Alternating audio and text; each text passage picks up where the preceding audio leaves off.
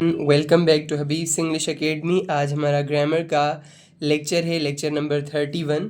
और ये rule number 51 rule हम पढ़ रहे हैं। टॉपिक हो या टॉपिक का दूसरा मतलब हो सकता है कि ये रूल है। तो आज का हमारा रूल है बहुत ही इम्पोर्टेंट, बहुत ही मुनफरिद, जो आज हम क्लियर करने वाले हैं। इसके बाद आपको बहुत सारी चीज़ें पता चलेंगी कि जो नाउन्स होते हैं इंग्लिश में वो सब्जेक्टिव केस में और एक्यूजेटिव केस यानी कि ऑब्जेक्टिव केस में सेम होते हैं। प्रोनाउंस का ऐसा नहीं होता, प्रोनाउंस चेंज होते हैं, पर जो नाउन्स होते हैं इंग्लिश लैंग्वेज में वो सब्जेक्टिव और ऑब्जेक्टिव केस में सेम होते हैं। फॉर एग्जांपल हमारे पास एक सेंटेंस है, Danish broke the window. Danish broke the window. अभी इसमें क्या हो रहा है, दानिश यहाँ पर सब्जेक्ट के तौर पर इस्तेमाल हो रहा है। या फिर विंडो को देख लें। विंडो यहाँ पर क्या है, विंडो यहाँ पर ऑब्जेक्ट है, यानी कि एक्यूजेटिव केस में है, ऑब्जेक्ट है। और अगर विंडो को हम सब्जेक्ट की जगह पर रखें, द विंडो वाज ब्रोकन, यहाँ पर ये सब्जेक्ट हो गया, विंडो सब्जेक्ट है, द विंडो वाज ब्रोकन। तो यहाँ पर चेंज नहीं हो रहा है, जैसे विंडो यहाँ पर थी वैसे ही विंडो आई है। ये चेंज क्यों नहीं आ रहा, आपको कैसे समझ में आएगा? ये तब समझ में आएगा जब हम इसे पढ़ेंगे किसी प्रोनाउन को जब हम पढ़ेंगे तो हमें समझ में आ जाएगा कि जो प्रोनाउन होता है वो चेंज होता है। यहाँ पर हम एक और एग्जांपल लेते हैं। ये दोनों हमारे एग्जांपल्स थे नाउन्स के, और हम एक दूसरा एग्जांपल लेते हैं प्रोनाउंस के, और उनमें हम देखेंगे कि किस तरह से वो चेंज होता है। For example Danish gave me. Danish gave me, दूसरा ऑब्जेक्ट नहीं लगा रहे, बस हमें मी समझना है। दानिश गेव मी, दानिश ने मुझे दिया। मुझे क्या दिया? अभी यहाँ पर ये मी बन रहा है, क्या मी बन रहा है, और ये ऑब्जेक्ट है। अगर मी को हम सब्जेक्ट करें तो कैसे होगा? आई वाज गिवन, मुझे दिया गया, आई वाज गिवन। आई मी जो यहाँ पर था, यहाँ पर वो आई में तब्दील हो गया। यहाँ पर ये ऑब्जेक्टिव में था और यहाँ पर ये सब्जेक्टिव में तब्दील हो गया।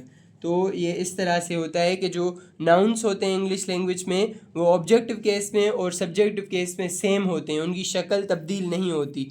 जैसे पहली वाली क्लास में भी हम पढ़कर आए थे कि जो सब्जेक्टिव केस होता है, ऑब्जेक्टिव केस और पॉसेसिव केस, वहाँ पर हमने देखा था सब्जेक्ट में अगर अली था या रिजवान था तो ऑब्जेक्टिव केस में भी वही बन रहा था। तो ये इस तरह से रूल होता है। इसमें एडिशन कुछ और करेंगे, इसके साथ साथ हम एक और चीज़ सीख लें। The nominative generally comes before the verb. जो नॉमिनेटिव है वो वर्ब से पहले आता है।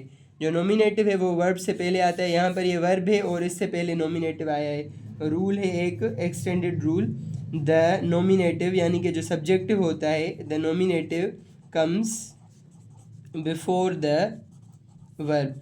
जो नॉमिनेटिव केस होता है, सब्जेक्टिव केस होता है, वो वर्ब से पहले आता है, बिफोर द वर्ब। एंड जो सेकंड नंबर है एक्यूजेटिव रूल, एक एक्सटेंडेड रूल, और द एक्यूजेटिव को दूसरा कहते हैं objective case. The accusative comes after the verb, comes after the verb. जो एक्यूजेटिव है वो वर्ब के बाद आता है। तो ये इस तरह से होता है। ये कुछ रूल्स हमने पढ़े।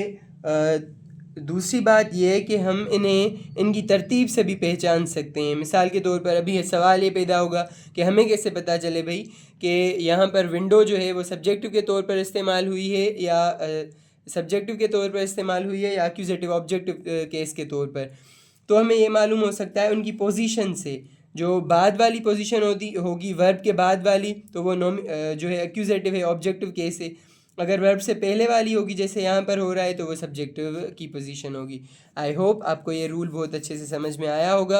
अगर समझ में नहीं आया तो इस वीडियो को रिप्ले करें, फिर से देखें, फिर देखें कि आपको किस तरह से ये रूल समझ में आ जाता है। इसके अलावा इसकी प्रैक्टिस करें, कुछ सेंटेंसेस में लिखते जाएँ। कुछ नाउन्स लें, उन्हें सब्जेक्टिव और ऑब्जेक्टिव दोनों के तौर पर इस्तेमाल करें, और कुछ प्रोनाउंस को भी आपको पता चल जाएगा कि जो नाउन है वो तब्दील नहीं हो रहा और जो प्रोनाउन है वो तब्दील हो रहा है। Thank you so much. Stay connected for more such educational content. Thanks.